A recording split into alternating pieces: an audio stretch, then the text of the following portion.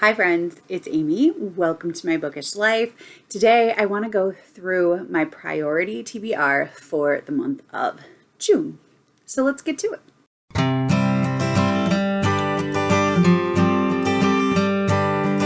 My in-person library book club was supposed to read this book called Say Nothing. I don't remember.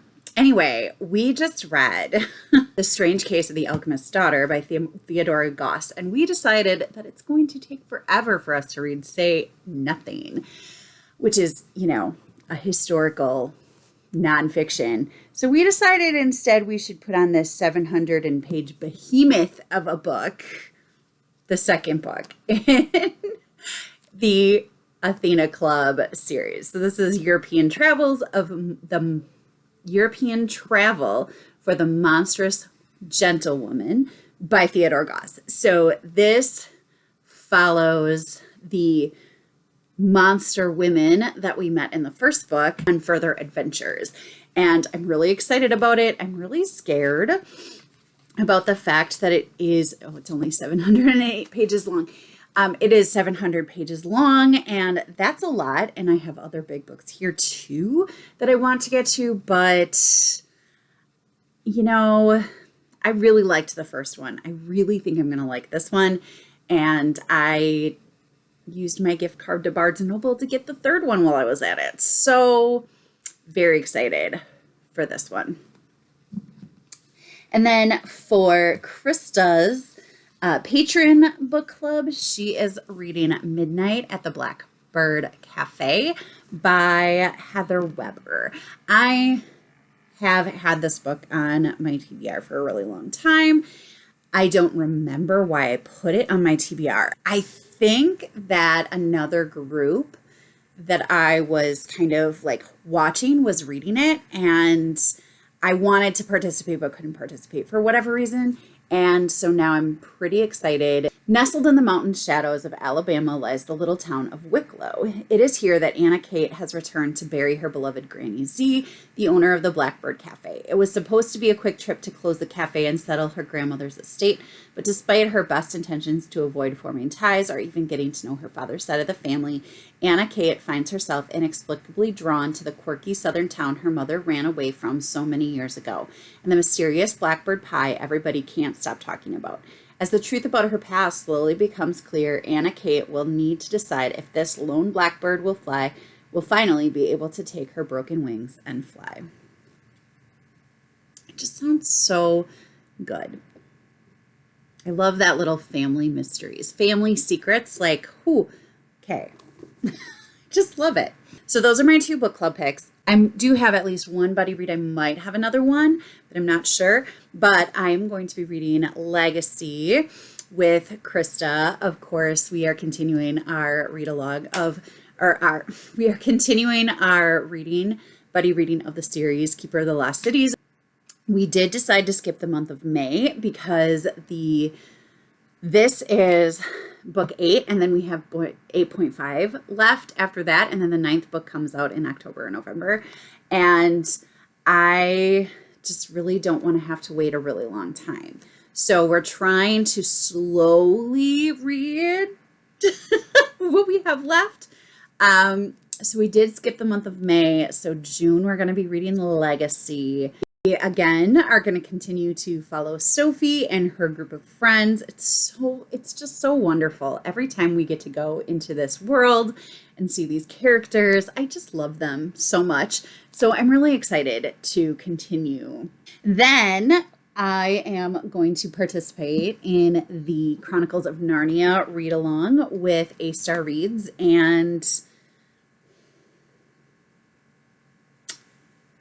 the other person that I will have linked, I can't think of her channel name, but Amy at A-Star Reads is one of the co-hosts. So the first two that we're going to be reading in the month of June are The Lion, the Witch, and the Wardrobe and Prince Caspian. So I have only read, and I feel this is tragic as a middle school teacher, as a teacher of literacy in any way.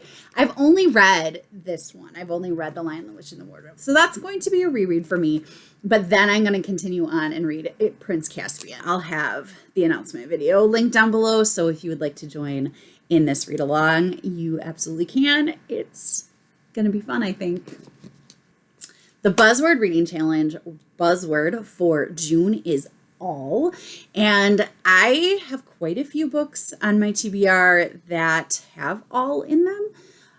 However, the one I think that I'm most excited to get to is Fairest of All by Serena Valentino. And I actually have this on my Kindle. So here it is right here. I love fairy tale retellings, and this is the fairy tale from the villain's point of view. This is the first one in a series. I don't know that it's a series that needs to be read in order, but it does happen to be the one that I have on my Kindle, and it has the word all in it. So I get to read this, and I'm really excited. The Read Your Shelves challenge is put out by Chantel Reads All Day, and the prompt for June is a picture of a book on the cover. So I have The Storied Life of A.J. Fikry. This book has been on my radar for a really long time. I think I heard about it first on the Currently Reading podcast. I don't know 100% what this is about, but bookstores, I love bookstores. I love books that take place in the bookstores. I'm so drawn to them. So this is definitely one that I could do. It has 3 books right there on the cover, but then also I have Mr. Penumbra's 24-hour bookstore. Again, it takes place in a bookstore. This one's by Robert Sloan, who wrote Sourdough, which I thought was very weird, but also enjoyable. And this, again, takes place in a bookstore, and I love books that take place in a bookstore, and I just gravitate toward them.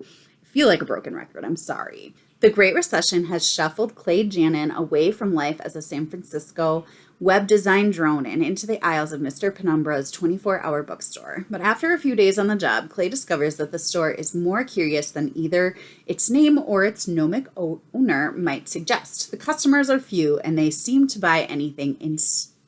never seem to buy anything. Instead, they check out large, obscure volumes from strange corners of the store. Suspicious, Clay engineers an analysis of the clientele's behavior, seeking help from his variously talented friends. But when they bring their findings to Mr. Penumbra, they discover the bookstore's secret extends far beyond its walls. Secrets. I love secrets. Okay. So that's another option that I have for that. I might find other books throughout the month that would work as well. I don't know, but those are kind of the 2 that I'm thinking of right now. And then for the Silent Book Club that I participate with, the Silent Book Club online, this month is a poll pick. And so I put a poll in our Facebook group, and I put a poll on Instagram, and there's a lot of ties, and I kind of want to read all 3 of these. So I'm just going to talk about all 3 of them right now. So the first one is Close Quarters by Amanda Zieba. This book I actually won in a giveaway from the author. It is signed by her, and this also takes place there's books on this cover. There's books on this cover. This would also work for Read Your Bookshelves. Apparently. Go Amanda for having great cover design. Okay, so this is the first book in a series. It takes place in a bookstore. This follows 4 cousins, Kelly, Lindsay, Mia, and Harper, and they've always been best friends. Separately, they are flawed, but together, the Ames cousins are convinced they can do anything. I'm really excited to get to this, and I haven't picked it up yet, and I'm really mad at myself for that. There are pictures in here. It takes place in Wisconsin, which is where I'm from, and I love supporting local authors, and I love reading books that are set in Wisconsin. So this is a book that I want to get to very badly. So this is definitely one that I, have on my radar. So, you know what? If you'd like to down in the comments, go ahead and vote. That'd be great. I don't know. I'm going to try to get through to all 3 of these this month, I think. But if you would like to vote for this one, you can vote for Close Quarters.